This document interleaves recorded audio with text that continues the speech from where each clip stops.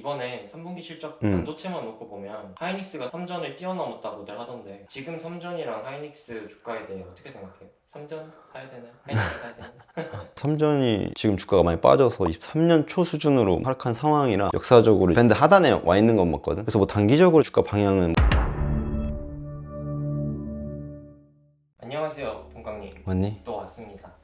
제가 뉴스를 계속 보거든요. 보다 보니까 우리나라 수출을 통한 경제 성장 기여도가 1년 9개월 만에 마이너스로 돌아섰다고 하던데 우리나라 괜찮은 거 맞나요? 나도 그 뉴스 봤는데 이번 3분기 수출이 기대 대비 좀 안 좋게 나왔다고 하더라고. 아무래도 국내 수출 비중에서 반도체랑 자동차가 거의 30% 넘게 잡고 있으니까 두 섹터 이제 수출 성장세가 조금 둔화되면서 시장 기대 대비 좀 안 좋게 나온 것 같더라고. 당장 우리가 막 엄청 걱정할 단계까지는 아니라고 생각은 들지만 저성장 기조가 조금 오래 갈 수도 있지 않을까? 그래서 현재 우리나라 수출 양대 산맥이라 하면은 미국, 중국은 뭐 지금 경기 부양책 강하게 추진하면서 좀 디플레 벗어나고 내수 경기 회복하려고 하지만 단기간에 예전처럼 빠르게 회복하는 걸 기대하는 거는 좀 비현실적이다. 미국 같은 경우는 현재 시점에서 당선 확률이 높은 거는 트럼프라고 이제 시장에서 받아들이고 있잖아. 만약에 트럼프가 실제로 당선이 되고 공약으로 말하고 다니는 것처럼 관세부가 정책을 좀 시행하고 칩스법이나 IRA에 따른 보조금들을 실제로 축소하기 시작하면은 지금보다 수출이 조금 더 어려워질 수 있는 건 사실이니까. 좋은 소식이 별로 없네요.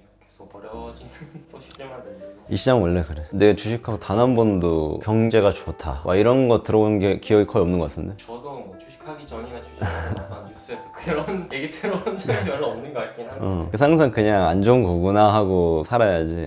이제 좋아진다 이런 거는 내 생에 들어본 적이 별로 없는 것 같아서. 그러면 수출이 안 좋아지면 동강님 원래 좋게 보시던 그 K 특산품 주식들 있잖아요. 화장품, 식품 뭐 이런 것들 소비재 포함해서 뭐 미용기기, 방산, 조선 그런 것들이 수출이 둔화되면 안 좋아지는 거 아니에요? 지금 상황에도 뷰는 여전히 변함없으세요? 코로나 이후에 K 콘텐츠가 글로벌하게 흥행했잖아. 이전부터 좀 그렇긴 했지만 근데 이제 K뷰티는 지금 글로벌 트렌드로 전 세계 화장품 트렌드로 자리 잡고 있는 것 같고 K뷰티 자체가. 그래서 과거 이제 한국을 방문하는 외국인 관광객은 대부분 중국 비중이 되게 많았는데 최근에는 이제 중국 비중이 조금 낮아지고 북미나 이제 유럽 등에서 다양한 국가에서 한국을 방문하는 숫자가 좀 늘어나고 있더라고. 그래서 이런 다국적 방문 자체가 뷰티, 패션, 식품 이런 쪽에서 이제 긍정적인 영향이 나타나고 있는데 그 중에서 이제 화장품이 시장에서 가장 주목받고 있는 섹터 중에 하나고, 다만 이제 프리미엄을 얼만큼 줄 것인가에 대한 거는 항상 뭐 리스크 요인이지만 그나마 이제 시장 상황에서 K뷰티는 하나의 사이클이라고 생각해 볼 수 있는 섹터 중에 하나인 것 같아. 잠재력이 있다. 그래서 흥미로운 것 중에 또 하나가 중동향 이제 화장품 수출액 증가도 조금씩 일어나고 있는데, 물론 이제 화장품 커버하신 분들은 다 알겠지만 기존의 중동 여성분들은 보통 유럽산 명품 브랜드를 되게 선호한단 말이야. 그래서 조금 장벽이 있었는데 K 콘텐츠가 이제 확산되다 보니까 K뷰티 수요가 조금 늘어나고 진입점이 낮아져서 가성비 제품들도 중동 쪽에서 생각보다 사용하는 것 같더라고. 다만 뭐 이런 거는 찾다 보면 뉴스 보면 다 아는 내용인데 이거 중에서 이제 상장사 중에서 어디에 투자할 거냐 이런 건 되게 어려운 것 같아. 알려주세요. 알려주세요 좀. 종목 얘기를 우리는 할 수 없고 나도 뭐 맨날 깨지는데 지금 상황에서 보면 이제 조정이 많이 이루어졌다고 하더라도 저점부터 보면은 꽤 많이 올라 있잖아. 그래서 좀 추가적인 성장 잠재력이 있는 소비재 섹터이기 때문에 따라다니면서 트레이딩 관점으로 접근하기에는 여전히 우호적이다. 좀 그렇게 판단해서 이제 기왕이면 가는 놈 위에서 놀자, 이게 내 약간 플레이 방식이니까 좀 그런 측면에서 그런 섹터들은 항상 팔로우하고 거래하려고 하고 있지. 그래서 지금 상황에서는 개인적으로 대략적인 이제 업황 정도만 체크해가면서 내가 뭘 사야 할지보다는 이제 뭘 안 사야 될까. 그래서 내년에는 좀 그거에 더 집중하는 게 더 유리한 판단 아닐까. 그래서 걷어내고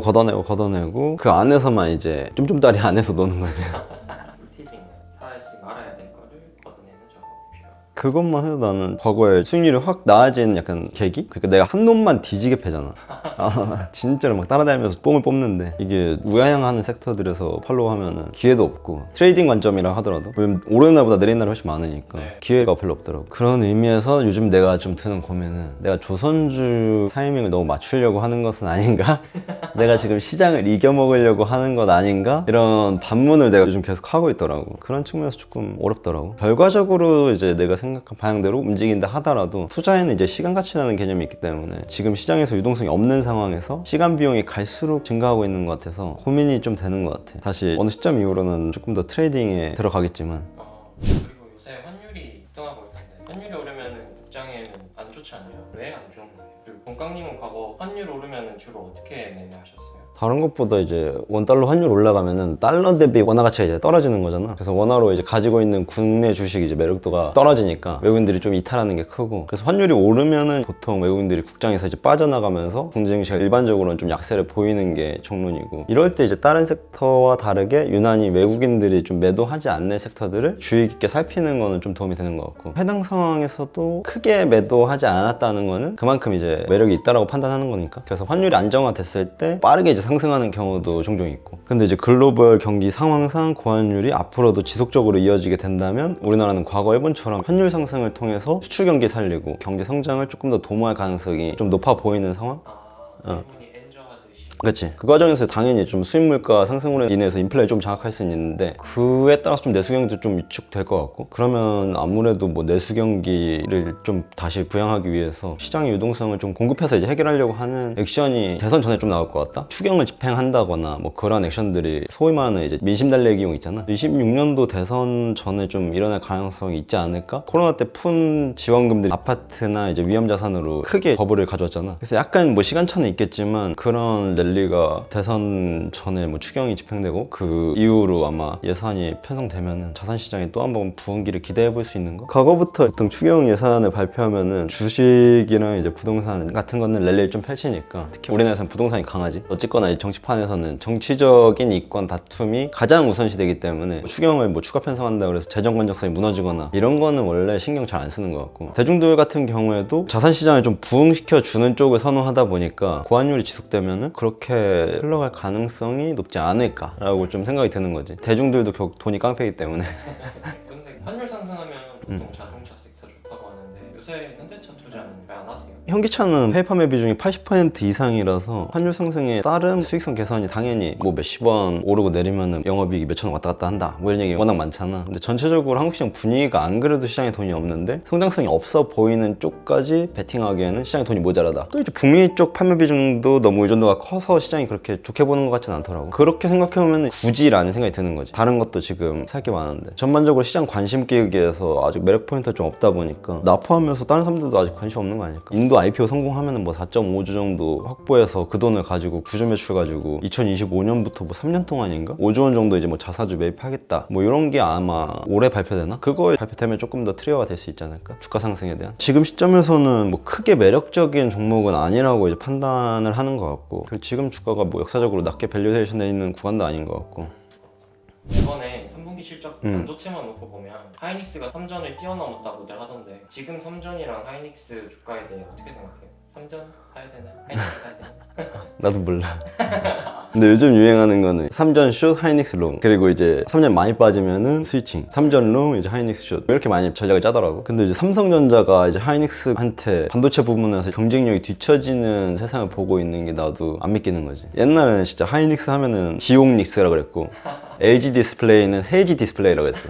그만큼 이제 주가가 막 곤두박질 치던 주식들이었는데 지금 하이닉스가 이런 상황을 보면은 와, 영원한 건 없구나 이런 거 많이 느끼지. 저점인 줄 알고 매수하면 이제 지옥까지 끌고 내려간다고 해서 헤이지 디스플레이 지옥닉스 이랬는데 세상이 좀 빠르게 바뀌는 것 같아. 사실 삼전이 이번 3분기 실적 예상치보다 좀 잘 안 나온 이유는 성과급 관련해서 뭐 충당금이랑 재고 관련 손실 이런 것들이 일회성 비용이 한 2조가 반영돼서 낮게 나왔다는 건데, 사실 그렇다고 하더라도 디램이랑 낸드 출하량도 전분기 대비 좀 낮아졌고, 무엇보다 이제 현재 수요가 늘고 있는 좀 HBM이나 고용량 DDR5 같은 거 있잖아. 그런 이제 하이엔드 제품에서 뚜렷한 성과를 계속 못 내고 있는 게 이제 시장에서는 가장 낮게 평가하는 부분. 심지어 이제 기존 레거시 제품은 중국 반도체한테 좀 위협당하고 있는 상황이다 보니까 파운드리 뭐 말할 것도 없고, 반대로 지금 하이닉스는 지금 반도체 시장에서 가장 수요가 많은 AI용 하이엔드 제품들에서 경쟁력을 좀 가져가면서 이번에도 역대 최대 실적 좀 보여주고 있잖아. 뭐 나중에 당연히 어떻게 될지 아무도 모르겠지만 지금 기조로 계속 간다면은 진짜 하이닉스가 기술적 경쟁력을 더욱 벌리면서 메모리 반도체에서만큼은 독보적인 1위로 올라갈 수도 있는 상황이다. 삼전이 지금 주가가 많이 빠져서 23년 초 수준으로 하락한 상황이라 역사적으로 밴드 하단에 와 있는 건 맞거든. 그래서 뭐 단기적으로 주가 방향은 추가 하락은 좀 제한적일 것으로 보이긴 하는데 주가 반등 논리가 시장에서 부족하기 때문에 매수하기에는 좀 꺼려지는 상황이다. 근데 싼 거 줍는 분들은 좋아하고 약간 애국 매수하겠다 이러면 오케이.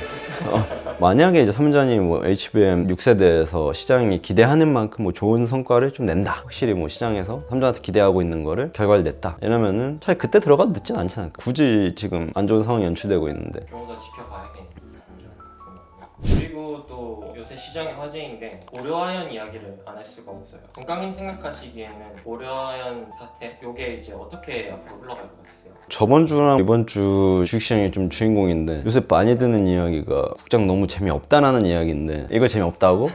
일단 고려아연 보면서 다른 것보다 가장 흥미롭다고 생각했던 부분이 사모펀드가 옛날이랑 많이 달라졌다? 많이 변했다? 예전에 이렇게 전면에 나와서 정면 승부하는 모습을 보이는 경우는 진짜 드물었거든. 근데 일단 이런 배경에는 재벌가의 좀 결속력이 예전보다 좀 약해졌다는 거. 재벌 3세대 뭐 4세대로 넘어가면서 지분을 가지고 있는 가족들 간의 갈등이 좀 표면화되는 거지. 그래서 사모펀드들도 이 틈을 좀 노리고 좀 공격적으로 이런 액션들을 좀 취하는 시대인 것 같고, 개인적으로는 누가 이기냐의 의미를 좀 두기보다는 만약에 이번 딜을 성공해서 MBK가 이런 경영권을 가져오겠다 그러면 앞으로도 좀 지배구조가 취약하거나 뭐 주주 환원 정책이 조금 미약한 기업들은 이런 사냥감이 될 가능성이 매우 높다. 근데 이건 주식시장 전체 분위기를 많이 바꾸는 거기 때문에 굉장히 큰 사건이라고 할 수 있지. 내가 이번에 지금 포지션 잡고 있는 것 때문에 뭐 적극적으로 트레이딩 하고 있지는 못하는데, 이번 고려아연 사태 때 특정 어떤 분이 뭐 고려아연 숏포지션을 리딩하면서 사람들 좀 손실시켰다 막 이런 내용이 있는데, 사실 개인들한테 숏포지션을 리딩하는 건 진짜 위험하지. 지금 유통 물량도 어마어마하게 적어. 그래서 그런 측면에서 숏플레이 하거나 단기간에 지금 급등해서 또 언제 폭락할지 모르니까 이런 것들은 관망 차원에서만 좀 보는 게 좋을 것 같고, 그리고 포지션 보유보다는 장중대 그 정도가 이제 맞는 것 같지. 굳이 고래 싸움에 새우등 터지기 싫으면 안 하는 게 맞지 않을까. 근데 이거 숏자하면 진짜 골치 아파져. 먹어도 문제야. 먹으면 다음에 또 달려들었다가 또 깡통차. 그런 분들 분명히 욕심내시는 분들 많을 텐데 그러지 않았으면 좋겠다. 이 한 번으로 돈을 버는 게 문제가 아니야. 이걸 또 한다니까. 그럼 이제 나중에 더 큰 날려. 그럼 돈 잃고 시간 잃고 너무 안쓰럽잖아. 오늘도 좋은 말씀 해주셔서 감사합니다. 네, 그러면 저는 또 다음 시간에 뵐게요. 안녕.